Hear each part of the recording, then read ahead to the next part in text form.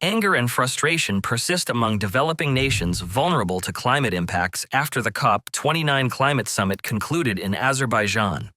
The summit resulted in the adoption of a $300 billion global finance target to assist poorer nations in addressing climate change.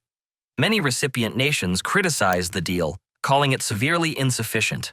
Global North countries, historically significant contributors to global warming, pledged $300 billion annually until 2035 to assist developing nations. The pledged amount is less than a quarter of the $1.3 trillion needed each year to reduce emissions and build resilience in vulnerable countries. The $300 billion target represents an increase of $200 billion annually compared to the expiring 2009 agreement. Representatives from the Global South expressed disappointment and anger during the closing plenary session. Indian negotiator Chandni Raina called the pledged amount abysmal and expressed extreme disappointment.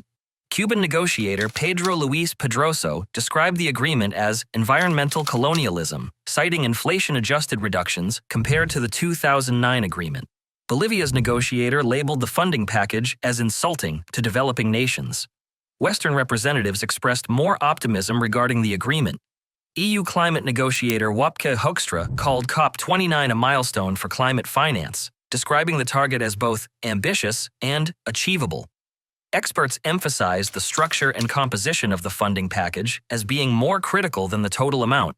The final agreement includes funding from both public and private sources to support climate adaptation efforts in developing nations.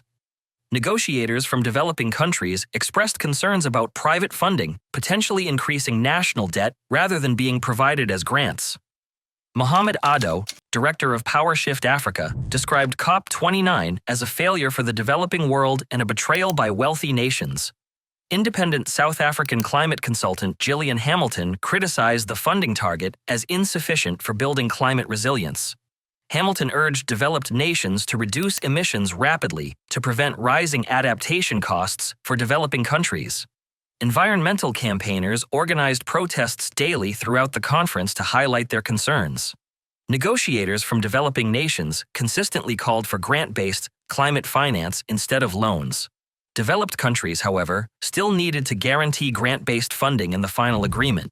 Germany pledged $62 billion to the Adaptation Fund, while France highlighted its $2.9 billion pledge for 2023. The United States announced a contribution of $3 billion annually to the Adaptation Fund. A separate negotiation text noted that 14 global North countries, including Spain, Sweden, South Korea, and Switzerland, pledged $300 million for the current year.